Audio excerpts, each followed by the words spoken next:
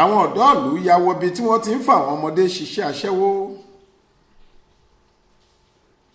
tìjàtìjà tógúntógún làwọn ọ̀dọ́ ìlú kan nípínlẹ̀ Anambra fi ya wọlé aṣẹ́wó kan tí wọ́n láwọn ọmọdé ni wọ́n ń lò láti fi ṣe òwò nàbì níbẹ̀, tí wọ́n sì tún fẹ̀sùn kàn pé oríṣiríṣi ìwà ọ̀daràn míì ló ń wáyé níbẹ̀.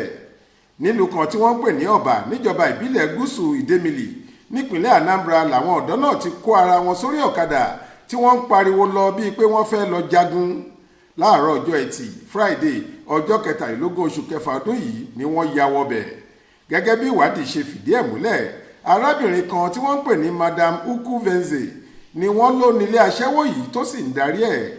inú yàrá ọ̀tọ̀ọ̀tọ̀ ni wọ́n ló máa ń kó àwọn ọmọ tí wọ́n ń lọ bí 30 tí ọjọ́ orí wọn wà láàrin ọdún 13 sí 18 yìí sí láti fi wọ́n ṣiṣẹ́ burúkú yìí.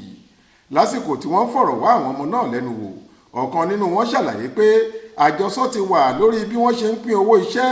ó ní nínú yàrá tí wọ́n ti pèsè kalẹ̀ yìí ni oníkálùkù àwọn máa ń dúró sí láti dá àwọn oníbàárà àwọn lóhùn, àti pé bí ọjà bá ṣe yá sí tàbí bí àwọn bá ṣe mọ ọrọ̀ ajé ṣe sí ni yóò sọ iye táwọn máa pa lóòjọ́.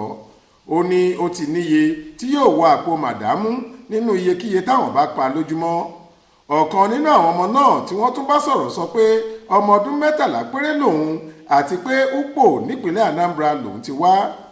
yàtọ̀ sí ìwà lílo ọmọ nílòkulò tí wọ́n ló ń ṣẹlẹ̀ níbẹ̀, bákan náà ni wọ́n tún fẹ̀sùn àwọn ìwà ọ̀daràn míì bíi gbígbé àti lílo egbòogi olóró àti títa ọmọ tó fi mọ́ fífi wọ́n ṣòwò ẹrú ìgbàlódé náà ń lọ níbẹ̀. gẹ́gẹ́ bí fídíò tó dín díẹ̀ ní ìṣẹ́jú kan tí wọ́n gbé sórí ẹ̀rọ ayélujára, a ò tí ì lè sọ bóyá wọ́n rí ìyá tó ní ilé aṣẹ́wó náà mú. bẹ́ẹ̀ ni iléeṣẹ́ ọlọ́pàá ìpínlẹ̀ náà kò tí ì sọ ohunkóhun lórí ìṣẹ̀lẹ̀ yìí. Mọ́ndísọ́lá Sàká ló ṣàkójọ ìròyìn yìí fún iléeṣẹ́ tẹlifíṣàn Aláròye online.